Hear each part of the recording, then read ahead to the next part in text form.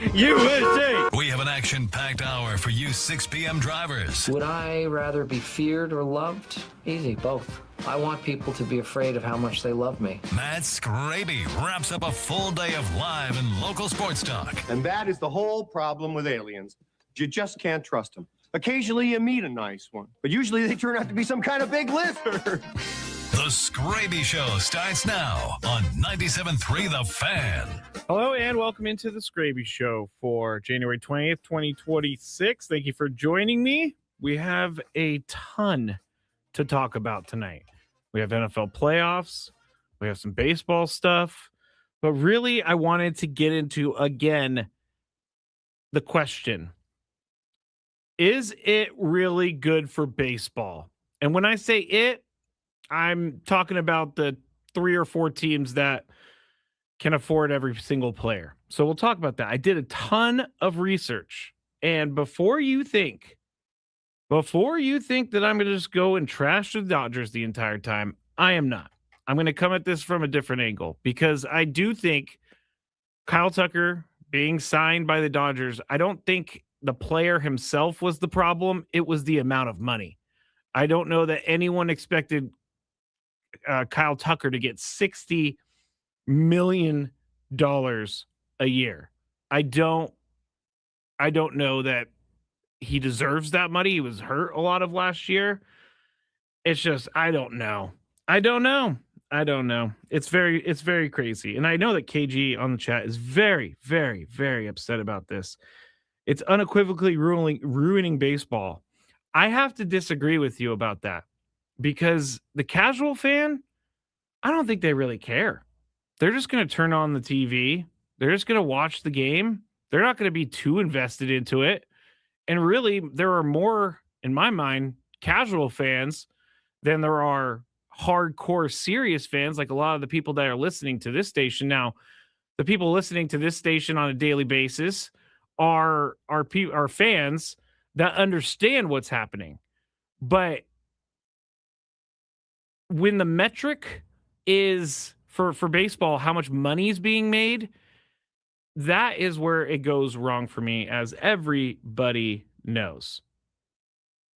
Oscar, our resident Dodgers fan, who's a very nice guy, says, actually, other than Ohtani, no player deserves that amount of money. I 100% agree. I mean, Juan Soto's making upwards of $65-70 million. Ohtani, I have to say, is probably worth all of it.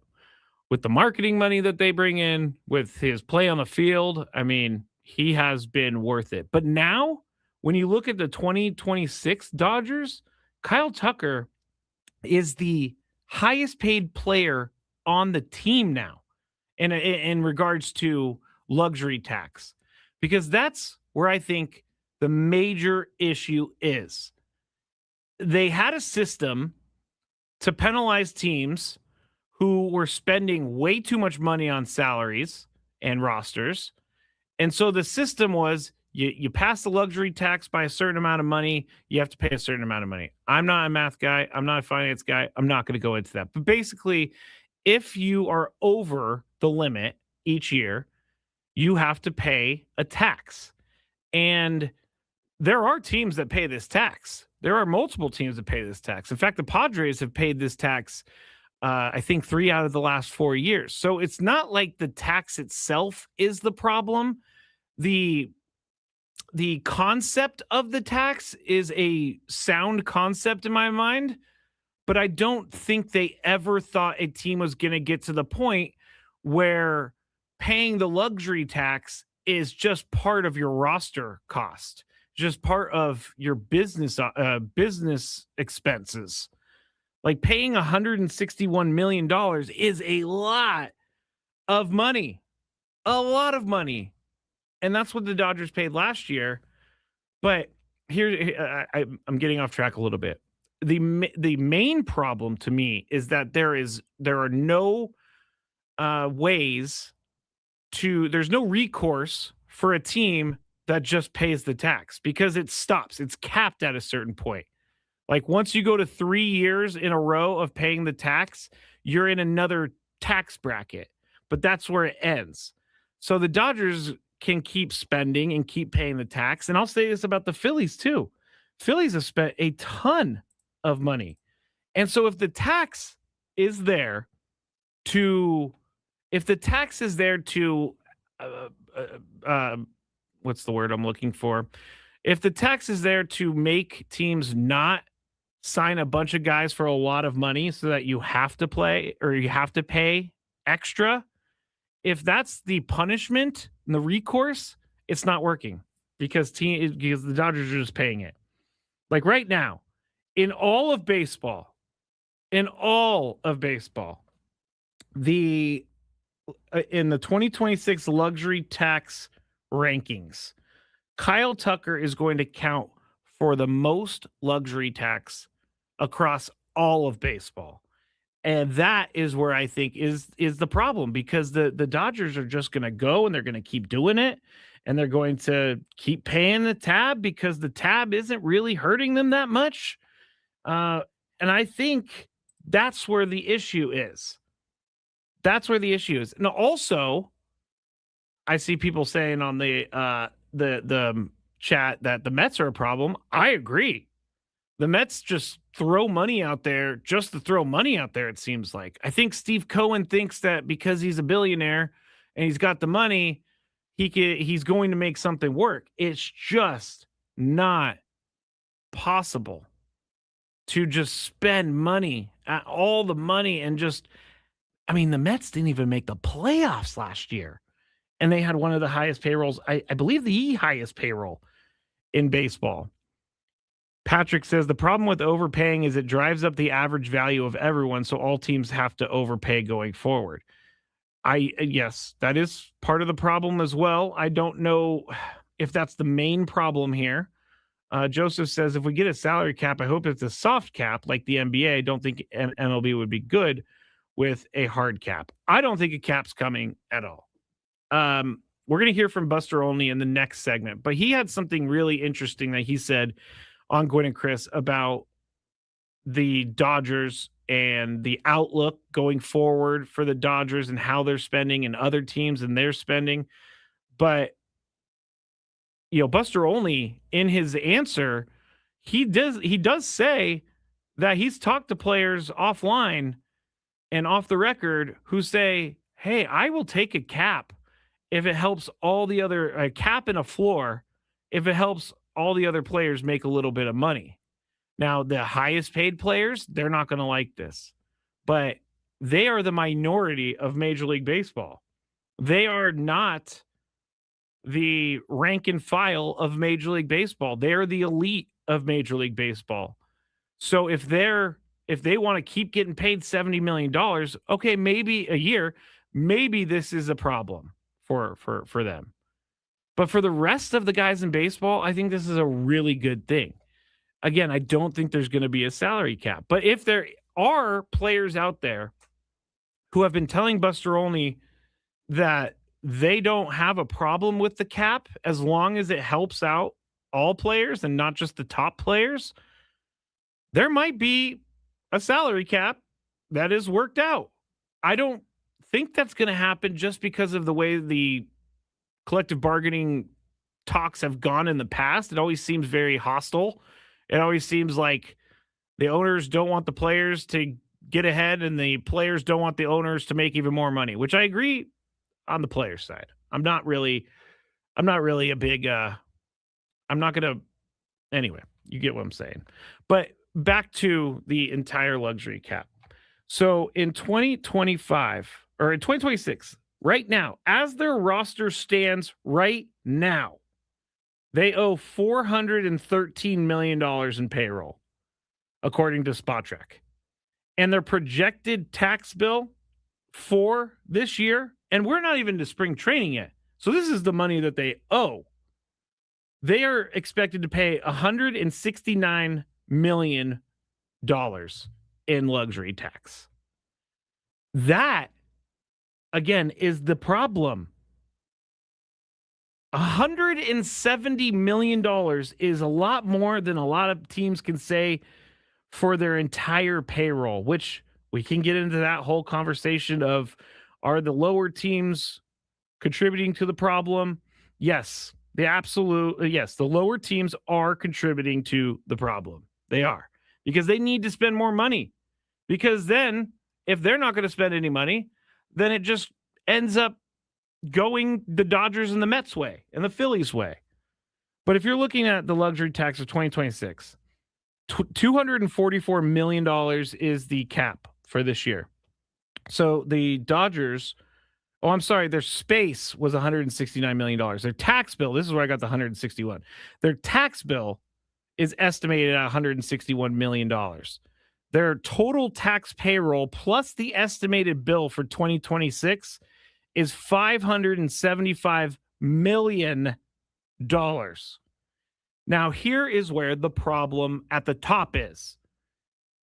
The Mets are the second closest team to the Dodgers in regards to tax payroll and what they're going to have to pay at the end of the year. And this is the problem. Dodgers are projected to spend up $575 million on roster-related things this year. The Mets, who right now have a tax payroll of $359 million, their total for next year is supposed to be $460 million. That is $115. I don't do math, but that's $115 million difference right there. That is the problem. $115 million. Let me go down the list and look. That's more than two teams. But $161 million, that is more than 11 teams. The Brewers, as they stand right now, are not above what the Dodgers are going to pay. So that, to me, is the biggest issue, is when you have the top of the top being so far ahead, that's why fans think this is a big deal. And that's why I think this is a big deal. And again, it's not the Dodgers, because I am going to blame the Marlins, the Rays, the Guardians, the White Sox, the Pirates, the Nationals, the Twins, the Cardinals. I mean, Cardinals usually spend, but Rockies. I want to blame all of them, because they are just as complicit in this whole thing as the teams at the top. We're going to get more into this because I went through a lot of different stats, and I wanted to share where some of the highest paid players in the league, where they're at. And then I wanted to go through real quick where the teams finished. Let me start that over. The highest payroll teams, where did they finish since 2021? So we'll go through that when we get back. We'll hear from Buster Olney as well. This is the Skraby Show, 97.3 The Fan. Gambling problem? Call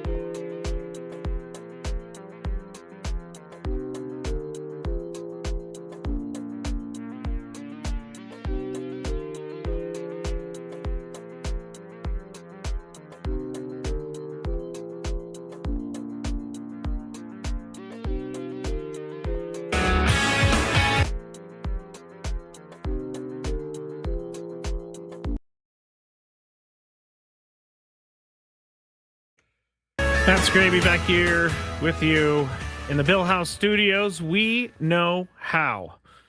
We got a bunch of cool stuff in here from Bill Howe. We have a new sign that sits behind Chris, Ben, and Braden, and then we have some other Bill Howe stickers. They're bigger than stickers. They're on the windows. So we are officially now the Bill Howe Studios. We have everything that we need to become the Bill Howe Studios.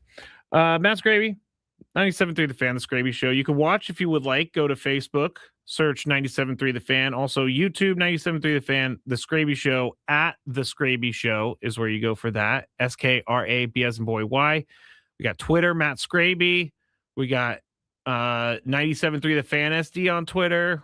We got a bunch of places that you could watch. You could also go and listen on the Odyssey app. If you're not able to watch, just type in 97.3 The Fan and you will find it. And Rod is on the chat saying, hit the like button when you go into the Skraby Show. Please do. Please do. This money thing in baseball is it's a much bigger topic than I think people give it credit for. Because immediately when the news came out of the contract terms, like at first it was just, hey, Kyle Tucker is going to be a Dodger. He signed with them. I'm like, all right, let's see how much is deferred. That's the big joke, right? And then I saw 4 years, $260 million. I'm like, that is ridiculous. That is ridiculous. And so I went to comments and I started looking at all the different comments on posts about Kyle Tucker signing with the Dodgers. And this is where I find Major League Baseball is not paying attention to. They're not paying attention to the people that are actually commenting, to the people that are actually engaging, and to the people that are actually watching their sport. This is where Major League Baseball goes wrong because they just think everything. It seems like Major League Baseball is just going along like nothing to see here. It's all good. Nothing to see here. We're just gonna keep moving along as long as no one's really complaining too much within the league. We're just going to keep it moving. But here's the problem with baseball. When you say, and this is a common thing that I see, common response that I see, but when you say, oh, well, tell your team to spend some money, that is a false narrative, because not all teams can spend $500 million on a roster. It's just not possible. That's why all the other sports have salary caps, because each team is on a level playing field. The Dodgers opened up an entire new revenue stream for themselves when they signed Shohei Ohtani. And I know that's part of the reason why they gave him what they gave him, the money that they gave him, the length, all of that. That is a smart business move to sign Shohei Ohtani, just on the business side of baseball. But there's only one Shohei Ohtani. So that means that only one team is going to get the eyeballs of all of the Shohei Ohtani fans around the world and get the merch buys or purchases and get things like that. Like, there's only one team that can claim they have Shohei Ohtani. So to the Dodgers, it's well worth it, because they hold the cash cow, and the cash cow is Shohei Ohtani. So that's why all teams are not on a level playing field. I'm sorry, they're just not. Now, can teams spend more, put more money into their organization to become better, to bring more fans to the ballpark? Yes, they can, and they should. And I'm talking a lot about the guys at the top, but there's nothing to talk about with the guys at the bottom outside of they need to have a spending floor. And I don't even know if owners would agree to a spending floor. I think the owners are the problem. I think they're the ones that are being high and mighty and trying to keep status quo, or not keep status quo. They want to pay less money. And it's ridiculous. It's ridiculous. There's only 3 teams now that can truly compete. Truly. Cole says, Skraby, we love you. Thank you, Cole. Unhappy guest. I don't like that name because it makes me feel like you're unhappy. How many more hours until Ohtani is up to bat? Like 4 million. Rod says, as a San Diego Padre fan, I feel that our hands are tied behind our backs until we get an owner. Not just any owner, but an owner that's going to love the team as much as the city. I agree with that, Rod. I agree. But can we expect an owner to come in and just start paying $500 million a year in payroll? I don't really think that's a thing. I don't think we can expect that. In fact, the Padres, I mean, say what you want to say about how they've built their roster and the money they've given out. They are trying to compete. Like, that's the problem, is that the Padres are actually trying to compete, and they have spent 200, or they're, let me go back to 2025, because those 2026 numbers are projections and they're fake. 2025, the tax payroll was $270 million. So their tax bill was only $7 million because they reset it, which you can reset. If you go under the threshold for one season, then you go back to the beginning. So if the Dodgers go under the threshold next season, that means that they go back to zero and they start the tax all over again. But say what we want to say about the Padres. They have tried. There are currently, in 2025, there were 14 teams that spent more than $200 million. So roughly half the league. Those teams are putting a ton of money into their team and they can't compete. Like, it's not a fair argument to me when you say, well, just tell your team to spend money. Again, the New York market is a cash cow. The LA Dodger market is a cash cow. Philadelphia, cash cow. Toronto, cash cow. San Diego, not a cash cow, but they're still making it work. And it's just, it's slightly annoying to me that some people do not see the problems that are right in front of us. Buster Olney, ESPN's Buster Olney, very nice, and joined us from Australia during the show today. It was 9:30 in the morning. He, as Chris said, he was enjoying his Vegemite, but he had a really, really interesting answer for the question, is baseball broken? And it's a little bit of a long answer, but I think that we should hear the entire answer because there's several things that we can break down from this. Well, I mean, there's no other way to describe the Tucker signing by the Dodgers is pure gluttony. Okay. I mean, think about it. Good work. Kyle Tucker becomes the highest paid player at an average annual salary in the history of baseball, $57.1 million, once you factor in the deferred money. Anthony, I agree with you. It's like a great deal for him. He started the new year thinking that he was going to wind up with the Blue Jays, who were offering 10 years and $350 million. And then the Dodgers come in at the last moment because Kyle Tucker at his best is a great player, and they offer him the richest, salary ever. And you think about the projected lineup, the richest salary ever, that guy might hit fifth in that lineup. And that's why it feels, so gluttonous. Yeah, it absolutely spurs conversation is where, a year away from, or later this year, we'll have the labor strife. The owners are probably going to lock out. Then we'll see the players' response. I'm not as pessimistic as a lot of people in my industry are, because there are two major questions I think remain to be unanswered. If the owners push for a salary cap, will they actually have enough owners together to force through some kind of a salary cap and potentially lose games? That's what happened in 94, 95. Effectively, the question was on the owner side. And on the player side, it was pretty well demonstrated the last round of negotiations. Players want to play. And I think I've had players privately say to me, look, if a salary cap means more money for more players, why am I looking out for the Juan Sotos of the world? And am I going to shut down the full seasons? It's always reported that, the players are against the salary cap. And I feel like we got to amend that to players' leadership is saying it's against the salary cap. I'm really curious once we get into the weeds of things and we get closer to potentially losing games, whether or not the rank and file actually would go along with that. And that is very interesting. If the rank and file players in Major League Baseball end up like voting for a salary cap. Yeah, Bryce Harper, who makes millions upon millions upon millions of dollars a year, when there that whole news story where Rob Manfred walked into their clubhouse and he said, "Get the bleep out of here if you're going to do a salary cap." Yeah, Bryce Harper is the upper elite echelon of players. I'm talking about like let me just pick someone from the Padres real quick. I'm talking about the Freddie Fermins of the world. I'm talking about the let's just go with my favorite guy.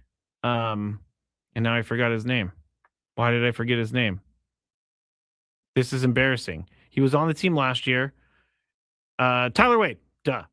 This is for guys like Tyler Wade. And those are the guys that are more prominent. And when I say prominent, I mean there are more of them than there are of the Bryce Harpers of the world. And Buster only had a great word for what the Dodgers did. Gluttony. It is absolutely gluttony. But you could also see, in that answer, maybe the national media does not feel that way about what's going on in baseball. Or maybe the national media isn't looking the other way, is what I should say. All right. Here's another one from Buster Olney. And it was asked, all right, Dodgers are the Dodgers. Padres are in the same division with the Dodgers. How can teams compete with the Dodgers? Here's what Buster Olney said. Well, exactly. And it was a total lightning strike. The Mets, I think, clearly thought they were going to get the player because Steve Cohen, who's active on social media, sent out a tweet early that day saying, "We're waiting for the white smoke to appear." Yes, he did. He's not sending that out unless he thinks he's going to get the player. Yeah. Right? And so all of a sudden, whoop, and that's what I've talked to people. The Mets really weren't aware that the Dodgers were going to be involved. They thought that they had the winning bid. The Dodgers come in. Does Kyle Tucker make them a better team? Yeah, he does. He's another great player. I've always thought too that, the one thing we got to remember about baseball, it's not this seamless business run, from the top down. It is a loose confederacy of 30 separate businesses. Yeah. All of these teams act in self-interest, which is why I think anybody who, is clamoring for a level playing field, forget it. That horse went out the barn in 1901 with the way the structure is set up in baseball. That, the hope is, I think, if you're a fan of the Pirates, you're a fan of the, a small market team, that they could level playing field a little bit, because the Dodgers stuff is just, it's crazy.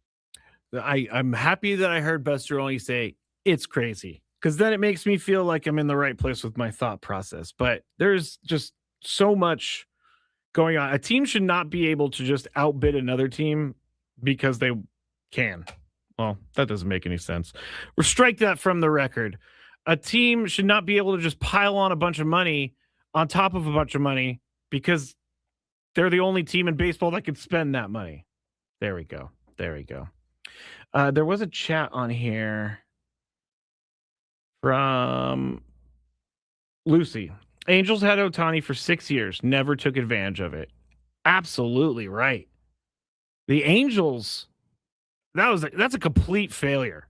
That is 100. You have Mike Trout and Shohei Ohtani on the same team, and you never do anything with it. You never go after those marketing dollars. Like, I'm sure that they did, but they did not do it the right way. They did not do it with bigger dollar signs in mind. And the Angels have no one to blame but themselves for Shohei Ohtani leaving in free agency, because they did not do enough to keep him around. All right, let's get to break. When we get back, it is official now. A coach, well, let me just make sure. It's still being reported as expected, but we'll talk about the new hire for the Chargers. I know.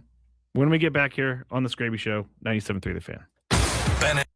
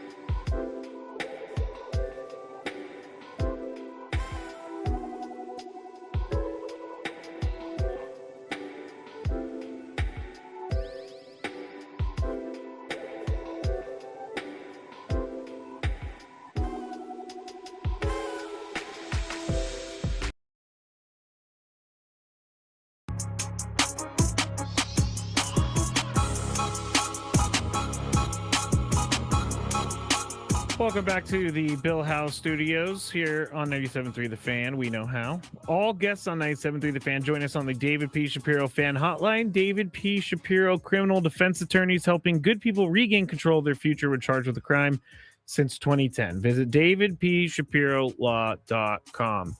Matt Skraby fired up about this whole baseball money thing and depressed that my 49ers are out of the playoffs. I mean, Saturday night, now that the guys aren't here, I can actually talk and feel vulnerable. But Saturday night was a terrible night.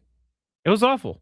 It was awful. When Rashid Shaheed ran back the kickoff to open the game, I was like, uh-oh. I had this feeling in the back of my mind that it was just not going to go well.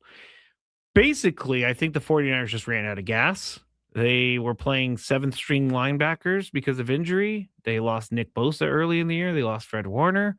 So I think that they had a pretty darn good season at 12-5 and a divisional playoff appearance with what they had. But I was going to go on and do like a live stream on Saturday night. But I honestly talked myself out of it because I didn't want to deal with the hateful comments about my team leaving or losing, not leaving. The Chargers left. They didn't lose. But anyway, you get what I'm saying. It was just a bad game. Now we have an NFC West NFC championship. And I got to say that I am kind of happy that the Bears lost because the amount of luck that the Bears have throughout the year is incredible. That touchdown to tie it, where Caleb Williams on 4th and 4 off his back foot for like 60 yards. I mean, the probability rate on that thing had to have been in the single digits. Had to. Like, I didn't think anybody could throw it that far. But Caleb Williams did. And I have to say, also, Caleb Williams is going to be a force to reckon with in the NFL. And he's in the NFC, so that means the 49ers have to deal with him, which I'm not a big fan of. But season's over. It's all good. It's all good. It was just very blah. Very blah. I honestly didn't think that they were going to win the game going into it, the 49ers. I didn't think they were going to. But then my fandom took over once the day started going on. I was like, you know what? I think they can win this game. I think they can. And then they did the 4th down trick play where Kyle Juszczyk, it was handed off to Kyle Juszczyk, and then he tried to pitch it to McCaffrey, and then the ball went out of bounds, and it was a fumble. It was just brutal. It was just brutal. Scrape hear hateful comments about my Browns all the time. You learn to understand they are just jabs, says Clay. Oh, I know they're just jabs. But sometimes I don't want to see any of it. I don't want to see any of the hateful comments. I learned that very early on in my radio career because I woke up one morning and some guy had just messaged me and says, hey, I'm trying to remember the exact phrase because I used to remember it for a long time, but it was my voice. Your voice makes me want to die. I was like, okay, that's fun to wake up to. But anyway, it's not a big deal. It's not a big deal. Now, I said before break that the Chargers may have hired someone, and it is expected to happen, but former Dolphins head coach Mike McDaniel is now, it looks like, going to be the offensive coordinator for the Chargers. Now, it's not official or anything that I've seen. I'm looking at my phone right now, making sure I'm not missing the official news, but he will be the offensive coordinator for the Chargers. And what Chris said before he left the show blew my mind. Mike McDaniel coached Tua. Justin Herbert is going to be the quarterback that Mike McDaniel is going to now coach. Many Dolphins fans think that Justin Herbert should have been taken instead of Tua. So now we're going to get to see what Mike McDaniel could have done with a Justin Herbert-led offense. And I think this is a really, really good move for the Chargers. Put the name aside and the owner aside. I think this is a really good move because he's going to modernize the offense. He's going to, Justin Herbert needs help And so they're going to have to surround him with some more players. But for the most part, Mike McDaniel is going to get that offense to run. And it's going to look a lot different than it did. Greg Roman, former offensive coordinator, his style worked for a very long time. And it worked with the 49ers when Jim Harbaugh was coaching them. It worked for them. Just ground and pound. That's it. And then if you needed to pass it, pass it. But I really do think that this move for the Chargers is a really, really good one. And he's not a head coach anymore, so he can kind of just, shrink into the background. He doesn't have to deal with the media. This is going to be a good thing for Mike McDaniel. And I don't know if he'll ever get a head coaching job in the NFL again, but this is the way you handle things tells teams around the league exactly who you are. And Mike McDaniel seems like he's handling it very well. By the way, we were talking about this last week. Darren Waller, tight end for the Dolphins, was having a meeting with Mike McDaniel, and Stephen Ross, apparently from Darren Waller, kicked in the door.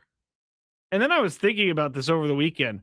What does an 85-year-old kicking in a door look like? It's got to be very, very soft and concerned about breaking the ankle or something like that. Originally I just envisioned a guy kicking in the door. Boom, I'm in here. You're fired. But he's 85 years old. Stephen Ross is not young.